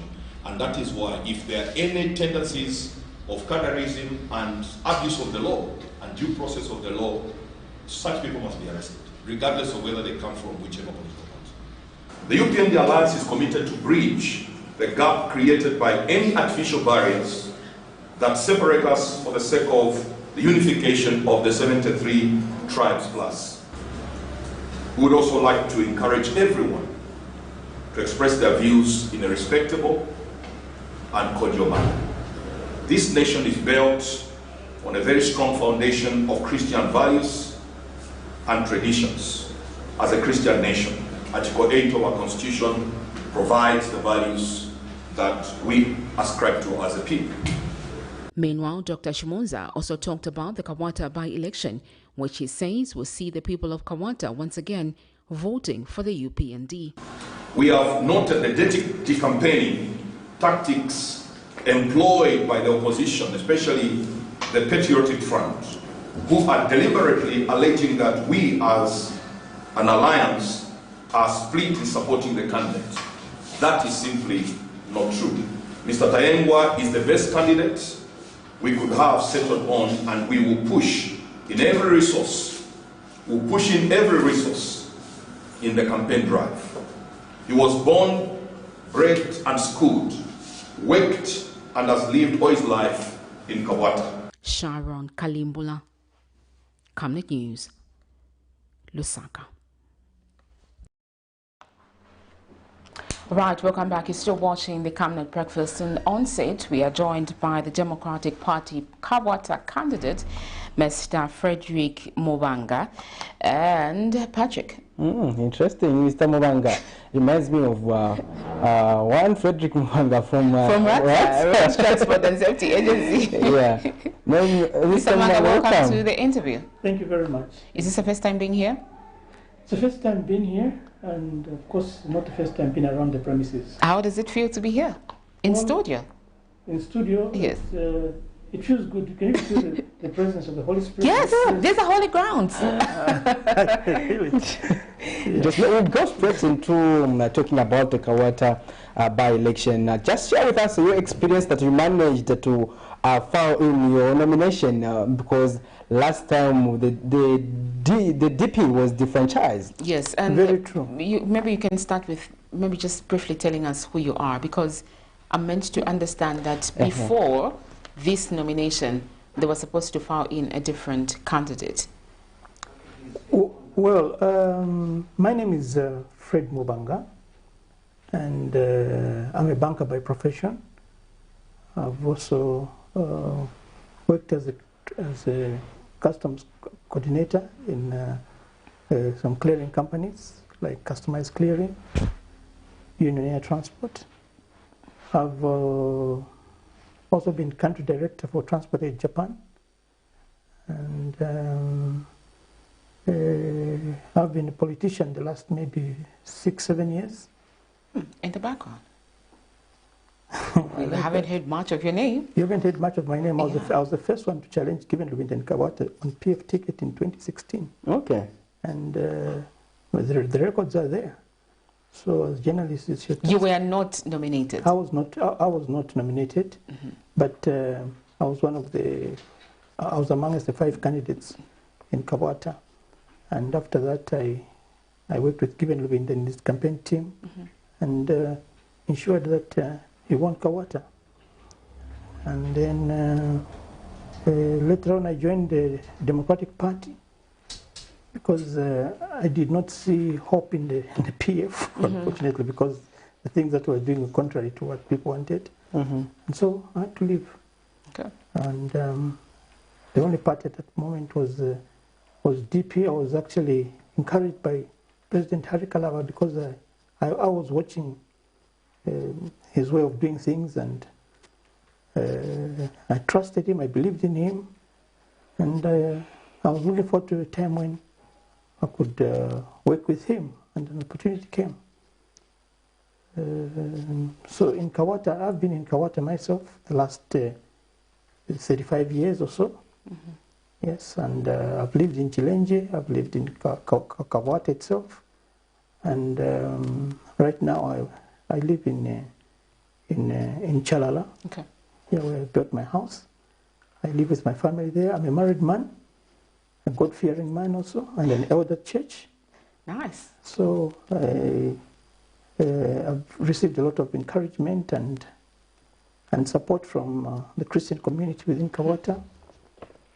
And they have asked me to go for it because of the things that I've done in my background, helping people in the needy people, helping churches and groups, vulnerable groups. And I was doing that at a very small level. But now an opportunity has come, and I don't just move for any opportunity. I seek the face of God as a Christian. Yes. So, and I knew that even when there are these challenges that are happening and so on, God is in control, and He'll see me through. Talking about these challenges in the Democratic Party, didn't you fear that this is a wrong ticket that you are vying on for? I've absolutely no fear because we've got a team of leaders who are handling that issue, and I don't want to think about it really because my task is to look at what to do for KABWATA. And I know exactly what needs to be done in the constituency. You know, there are 5 wards there. It's a cosmopolitan. There are places where, yes, there are people that are more intellectually active and they ask a lot of questions there. They know what they want. Right now, I'll tell you that there are people that know exactly what they want in KABWATA. Exactly. They want a member of parliament who is honest, who is prudent with spending, finances. We know that there are other people that are known for abuses and so on. KABWATA needs honest people. They need people that are sober-minded. KABWATA needs people that will easily interact with a particular person, and they give us their challenges. I've received a lot of, I've worked in Mapoloto, in Chilenje, where there are a lot of challenges in Kamulanga, and people are just asking wherever I go, says, please, when are you coming? When are you leading us in KABWATA? I tell them, it's you people to decide. Yeah. Otherwise, I've made myself available, which is very, very important. And so I'm geared for these elections. I'm ready for them. And I believe from the depth of my heart that the first DP MP is coming from KABWATA, and that is Fred Mubanga. Interesting there. So what we are going to do, first of all, to get to our viewers to understand what has been happening in the DP, we are going to play a story that we had over the weekend, Sharon, regarding the DP of Hari Kalaba and the other 3, as they've been referred to. As they call themselves. So we're going to play that story so that we get discussing so that people can know which DP we are hosting in the studios. Confusion has once again hit the opposition Democratic Party, with both factions saying they will each field a candidate for the KABWATA parliamentary by-elections. Last month, the Electoral Commission of Zambia refused to allow the DP candidates for KABWATA by-elections from filing in their nominations. This led to the party failing to file in their nomination due to internal wrangles, which resulted in the party factions presenting two candidates. On the 14th of January, ECZ issued a letter to the party indicating that it will accept the nominations from the party in line with the law, provided that the party complies with all the nomination requirements. Well, from the look of things, it seems history will repeat itself. DP National Executive Committee member Justin Konge from the Judith Kabemba-led faction says they will successfully field their candidate because they are the true owners of the party, claiming that the other faction is masquerading and will face embarrassment on nomination day. Confusion already in the confused camp. They are confused. Now, we've always stated that Harry Kalaba has never been president of DP.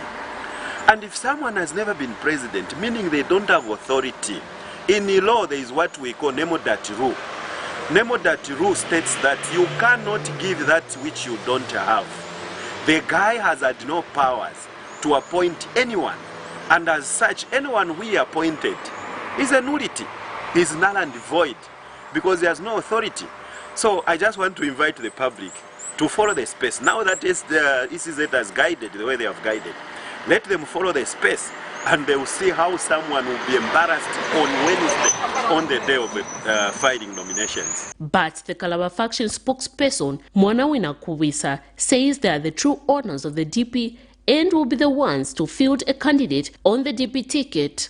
He went and even wrote to ECZ. I said, ECZ, help us, because in the name of democracy, we are finding it difficult why you did not allow us. We had the certificate, we had the Secretary General, the office bearers were actually present and signed an affidavit to choosing a candidate.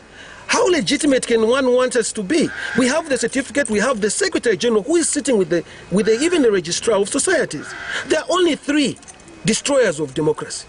Three childish individuals, selfish. So the Harry Kalaba faction of the Democratic Party complained, followed procedure, and ECZ has written, and they have the documentation. We are going to field a KABWATA candidate. Few days ago, ECZ cancelled the KABWATA parliamentary by-election following the decision taken by United Progressive Party candidate Francis Libanda to resign from the race.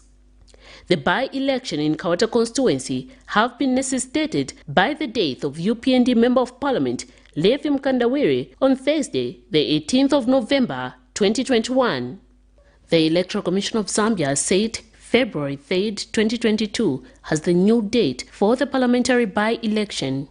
Miriam Kemba reporting for Camnet TV News. So that is the story regarding the Democratic Party that was run over the weekend, and we were hoping to see the confusion, but disappointed as we were, you managed to file in the nomination. Yes, congratulations are in order. So this now is the Democratic Party led by Harry Kalaba that managed to file in the nomination, Patrick. We just wanted to put the viewers out there in the know which DP has managed to file in the nomination, and this is their candidate here, Mr. Frederick Mubanga. Now, how would you describe briefly how the whole nomination process went, and what are you bringing to the table? Most of these candidates from various political parties say they are born and bred in KABWATA. Like you mentioned as well, obviously you're not born there, but you spent over 30 years in KABWATA, meaning you know the constituency very well. It's one of the most developed constituencies. What are you bringing on the table? Yes, KABWATA constituency is one of the most developed constituency in Zambia, and I've seen it grow actually, from one road in Bama Road, Chirumburu Road, to dual carriage or four lanes by now. Starting with probably Kamulanga, because when I went to Kamulanga, which is one of the wards in KABWATA, I was very disappointed that whilst we house Livala Waterworks and water coming from Kafue. People in Kamulanga do not have water. I said, how come we are having water from Kafue and distributing it all over Lusaka, but Kamulanga ward has got no water? So my vision is to ensure that families in Kamulanga area have water, clean water, and we'll work with the people that side in Kamulanga and ensure that we bring them clean water, and that families must enjoy the water which they're housing in Libala. In Kamwala. Okay, just hold your thought. Let's speak the call. They want to talk to you. Hello, good morning. Hello. Please tell us your name. Yes, we can hear you. Okay. Yeah, all right, tell us your name and where you're calling us from. Tell us your name and where you're calling us from. I'm calling you from Chilanga. Okay. You can proceed. We are having this problem we are doing in the morning, and just to reply to the person starting on the system. This time around, if your vision is to take the people of KABWATA, respect the people who have adopted you as a party structure. Because when you look at the confusion which are existing, they are not confusions within the political party. Those are self-sponsored confusion. But when you look at the information from the vice president, I was disappointed with the way the president and the region how I can affect. Because they were saying, one can just do and he was appointed to run the country in the general election. But a political party like this, when I don't know their position, you can't just take a person who has come to the president when you have been running a party that you don't know. Unless people, they should understand that the way political parties are run, you look at the credibility of an individual. So when you look at that, you are not speaking. You are here. And I will not be a party here. You have to be understand so much. You know, the answer is going about the they were not the higher position. Kindly wind up. So for the person standing at that this is a time when it is the people, the doctors, because for sure I can know what is this of KABWATA. Okay. All right. Thank you so much for that contribution there from Chilanga. He says he remains anonymous. One thing that has come out is that you need to save the people and not the political party. Yeah. Maybe a quick comment on that. Before you comment, Sharon, because we need to take this breather because we want to take in another call before that. Okay. Yeah.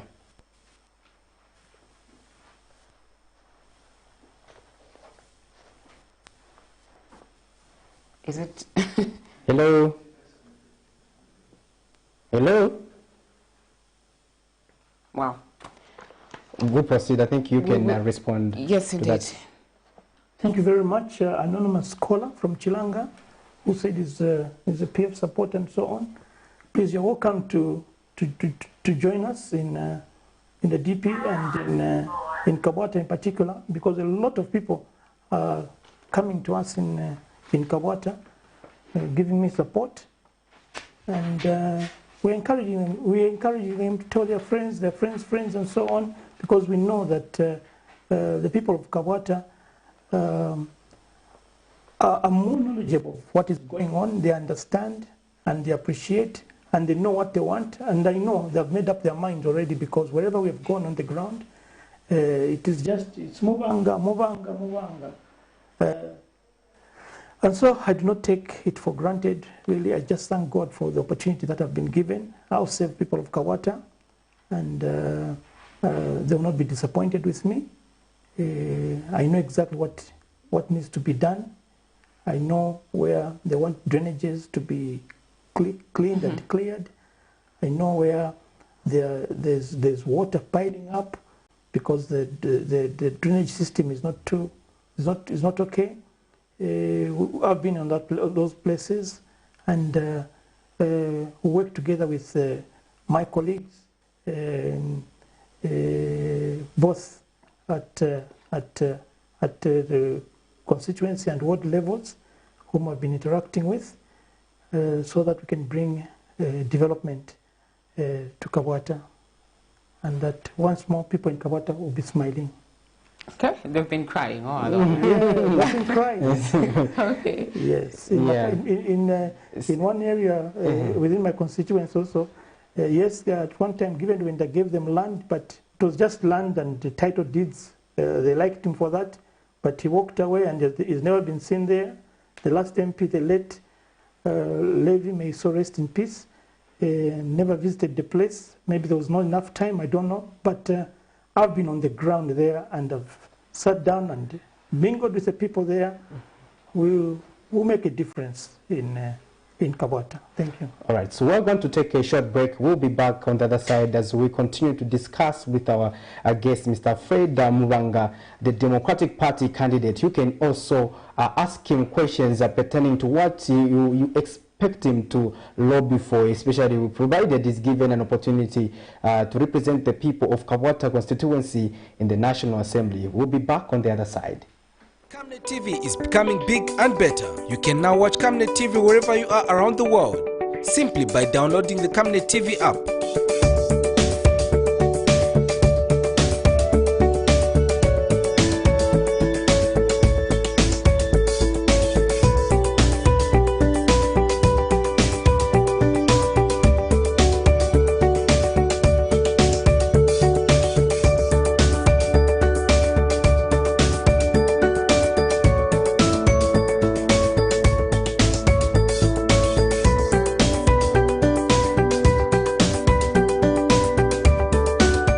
With Camnet TV app, you only use less bundles.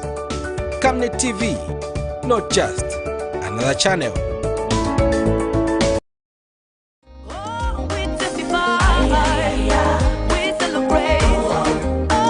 Hello, I'm Deborah Lukalu, all the way from South Africa. You are watching Camnet channel, not just another channel. God bless you. Stay tuned.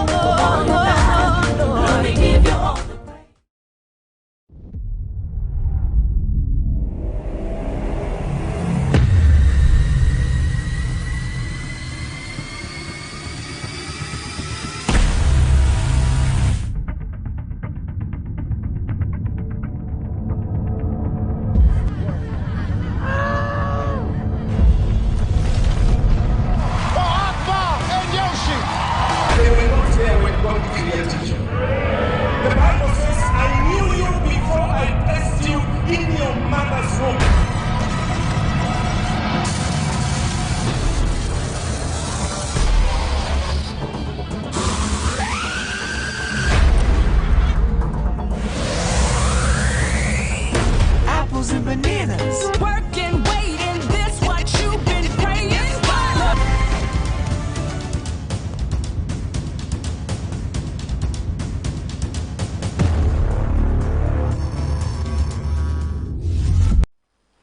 You're still watching the Camnet Breakfast, and in conversation, like we mentioned earlier, we are talking to the Democratic Party, and we've just been joined by the DP spokesperson, Mr. Mwanawina Kwirisa, to just help us expand this conversation, because we realized that it was limited to only KABWATA. But you know, DP has a lot of issues that needs to be ironed out, and Mr. Kwirisa here will just help us maybe understand one or two things.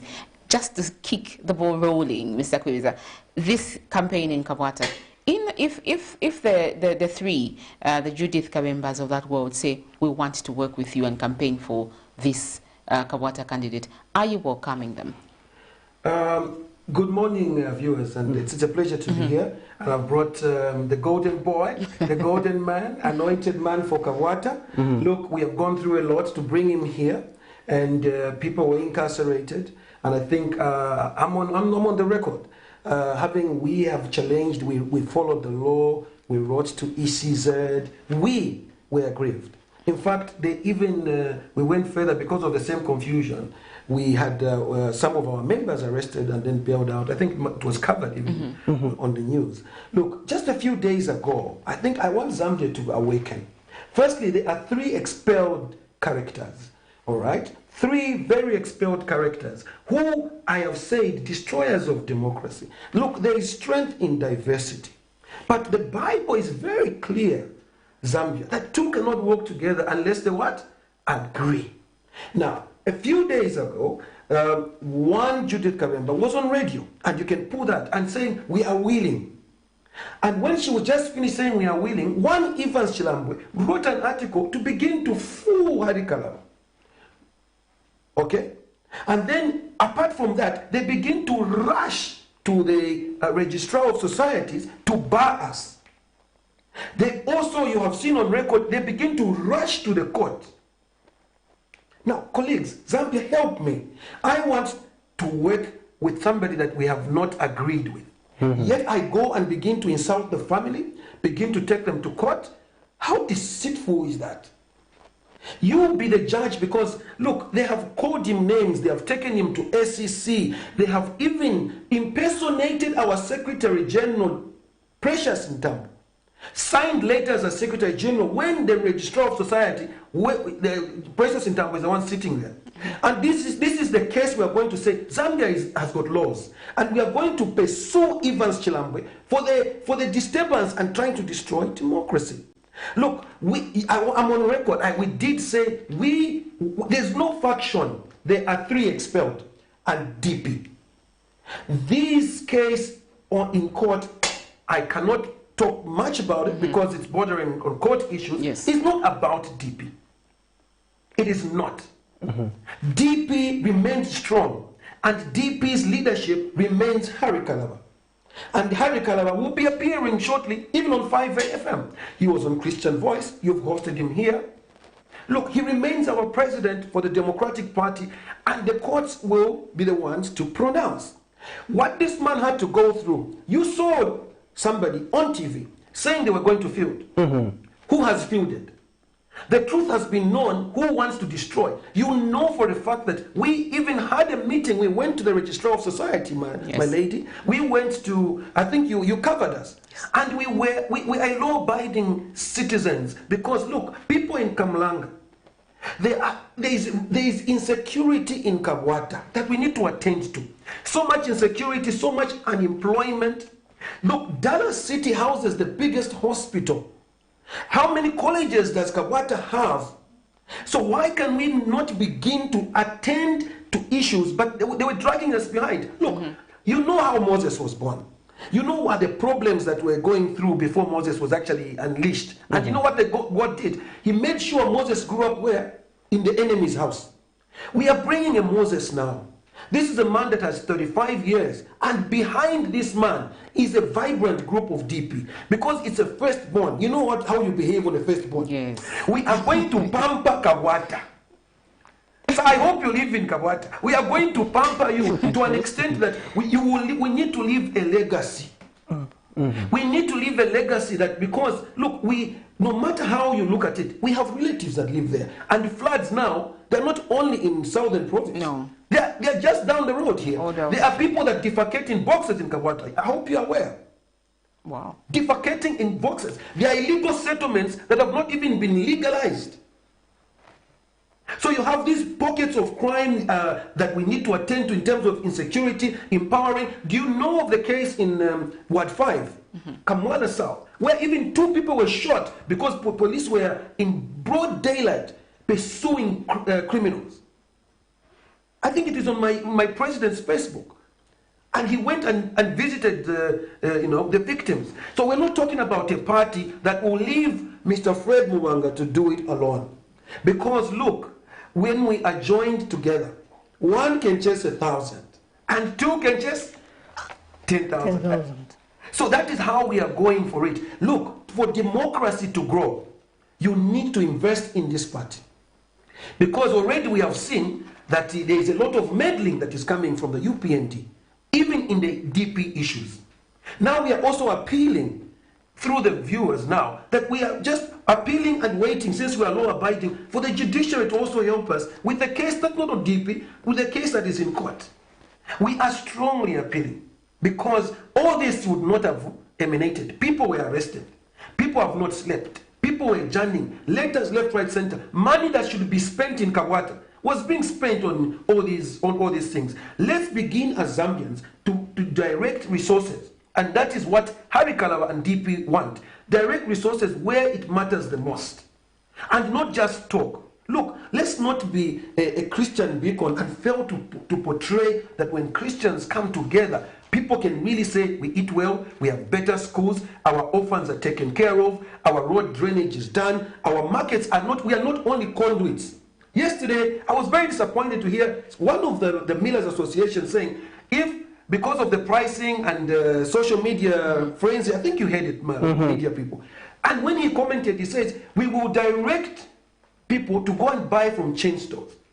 I bled. I bled because my brother who depends on selling Pamela, because they can't afford to buy the mini meal, now you're saying because of, you know how the price index works? Yes. Supply and demand. So if the price has reached 180, it's not because they just want to exploit. It's actually because also they are reacting to fuel prices, what they are going through to get that commodity to you. But somebody in an association was brave enough to say, we will direct this money to the foreigners, to the chain stores, and leave your own brother, who we depend on. So as a country and as a party, we're saying we need to bring in checks and balances. And KABWATA is going to be a litmus test for Zambia to see. Harry Kalawa, you have been talking industrialization. You have been talking about mechanization. You have been talking about enhancement of talent and skill. Show us with KABWATA. Can they invest in Harry Kalawa and the candidate? So now we're not going to talk about the three musketeers. We want KABWATA. They are running around spending money on court cases, calling us names, getting us arrested. But Zambia will judge. There is a God up there. And he says, touch not my anointed. Amen. I feel like I'm in church right now. Mr. Mubanga, are you aware of the huge problem in KABWATA constituency of sewer network, where especially a lot of areas there? Let's point out the Sikanze camp, that it chokes especially with this sewer problem. Yes. Are you aware of that, and how do you intend to help ready for that? Okay, when you talk of Sikanze camp, now you've gone to Lusaka Central. Oh, that is Lusaka Central. That is Lusaka Central. But opposite there's also, Madras. There's Madras area, yes. And in Chilenge, you've heard of places called Mapoloto in Chilenge. Yes. The last saw development in 1975 or something like that. And people are kind of used now. When you walk there, there's dirty water, toilets leaking, pipes broken, and they're saying, we've given up. I said, hey, please, there's no need to give up because there's an opportunity that has come for you. Yes. Here I am in Chilenge. I'm here to work for you, and I'll prove to those people that I'll make a difference in Mapoloto. Give me your vote, and you'll see what DP and Fred Muwanga will do in Chilenge. But how are you going to do everything, considering the fact that this CDF money seems to be like already segmented, and how are you going to have your influencers and provided you're given a chance to be a parliamentarian of that constituency? Yes, you see, CDF is for the constituency, and my influence also comes in because like I say, I'm not working alone. I'm working with President Kalawa. I'm working with a team of DP who are supporting me. And we're encouraging residents to come up with their documentation for starting companies and societies so that we can empower these people to start doing the work. Workers are there. They really want to do the work, but they have nowhere to start from and so on. So there's CDF of 25 million, which I believe will be released, and we're inviting people, even people with disabilities, they can set up companies. We can help them to do that and empower them so that they can also partake to the development that will take place. Yeah. I tell you that that KABWATA is going to change its face. Looking at the wards before that, Sharon, the wards that are there, they are councillors most probably belonging to the UPND. Yeah. And these wards, the councillors, and we also have the ward development committees. Yeah. And historically we have seen that usually these committees are dominated by political eminence of the ruling party. Yeah. So how would you intend to collaborate? Are you going to create those barriers to say, because I'm the DP, I would rather not coordinate with these people? Don't you think that would also undermine your ability to influence development? You know, we are in alliance with the people, not political parties. Okay, yes, you may find that there are some councillors from other political parties and so on, but our alliance is with the people of KABWATA. And they have the power, basically. In fact, we've been told that on this CDF, the committees that sit there, they're non-partisan. They have representatives from the church. I hope it's not by paper. Well, yeah, but let me just come in. Look, we need to grow and develop as a country. And you talked about water and sanitation. That is a human right, my brother. And as a lobbyist and a member of parliament, CDF or no CDF, they are institutions, they are ministries under water and sanitation that can be lobbied and taken to task why they are consuming our taxpayers' money when our brothers do not have it. So we're not going to sit down and say there is a committee. If the committee will not deliver according to the gravity of a case in a ward, we need to know that, as citizens, we have a right to question them, don't we? And because they are only but representatives. So as DP, we've just given an example when something is not agreeing with us, we go ahead and challenge it. And that should go for every other constituency. Sir, the country is ours and we only have one Zambia. So people, when they are given that opportunity, I know there is a political agenda, but Zambia is bigger first. It's bigger first. And then in these political garments that one wants to be clothing themselves in, I was born unique, probably not even unique. So how many relatives have I got in UPND, in PF? Have they ceased to be my relatives? Have they ceased to be yours? They do not. No. So why should the dissemination, the distribution, the lobbying of the CDF funds utilization be hindered by a gown that we know it doesn't mean anything? Because in churches we worship with the same people, in communities we live with the same people, they go to the same schools. Their relatives are the ones who are facing these problems. So these problems, if there is a committee in KABWATA that is going to behave as if they want to be a hindrance, will highlight, journalists, you're here. So people don't just get allowances. Yeah. Mr. Kwewisa, we are finding incidents that are happening probably in KABWATA and any other constituency. Charles and I were talking about it. Juvenile delinquency. We are seeing young people indulging in illicit activities. We don't have play parks in these constituencies. Even in KABWATA constituencies, some of the play parks have been replaced by shopping malls. Yes. So, but how can we ensure that we take into account the needs of our children to avoid a situation where we raise a generation of where young people just focus on illicit and alcohol abuse? You see, it is saddening because you can tell that I grew up from a generation where we had play parks and would walk to KABWATA, walk to Chilenje, and we had football pitches and we exercise, and that in itself creates creativity in a human life that is growing. Now, if you have this energy in a youth, you have this knowledge in this youth, and then you don't give them what to do, where are they going to take the energy? Where are they going to take their creativity? Because every day they wake up, they look at the ceiling, they are seeing things on TV, they are seeing these guys throw money around, their envy is growing, their ambition. Yeah. They want to exercise themselves to be the ladies of the house. They want to be the managing directors of institutions. Yet this lady who is so intelligent does not have the opportunity. So as a country, we need to take this very seriously, because that abuse is only emanating from the fact that we as a community have not embraced, because it takes a community to bring up a child.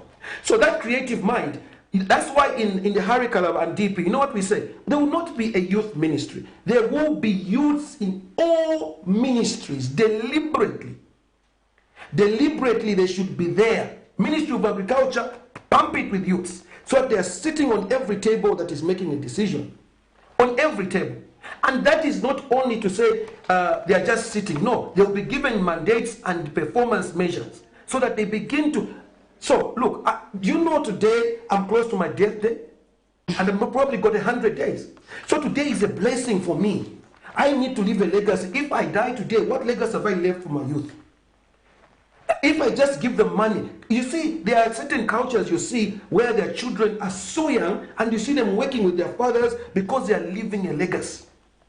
So the illicit abuse is because we as a community, us as leaders, have not shown what it takes to pass on. When I grew up, you couldn't insult in public. Any elderly can take you to discipline, can take you to task.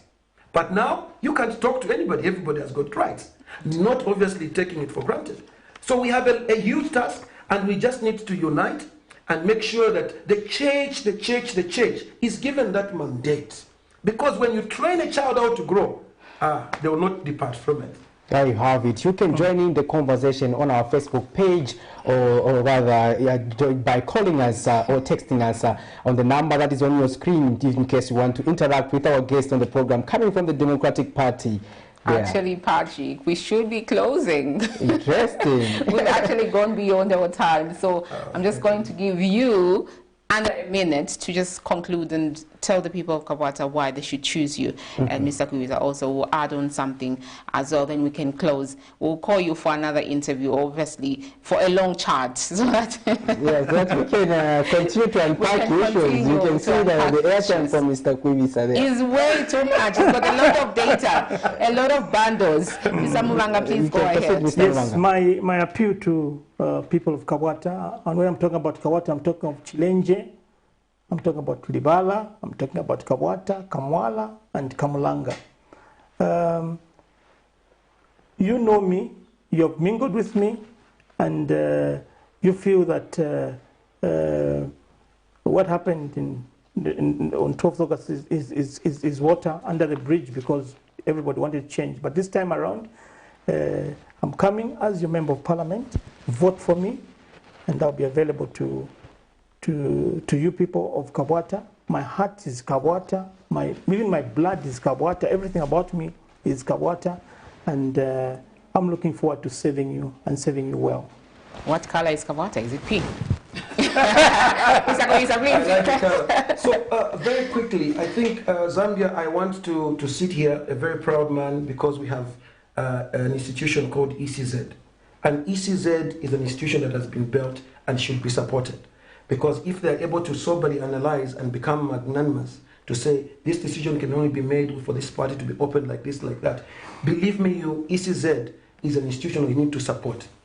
I also want to speak that obviously the judiciary should come to the fore and also help the country, because they play a very major role as a judiciary in giving us the justice that we need.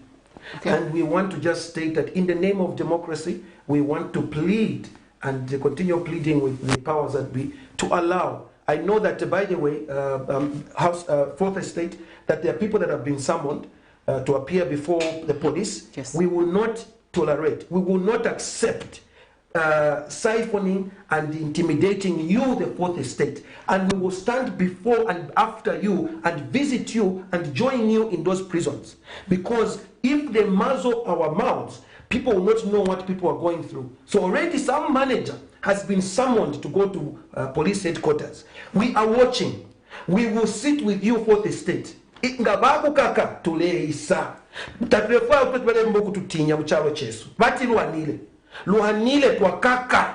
So the Fourth Estate now arise, because one breath they're saying you are free, then they go and summon you to intimidate you. It will not happen.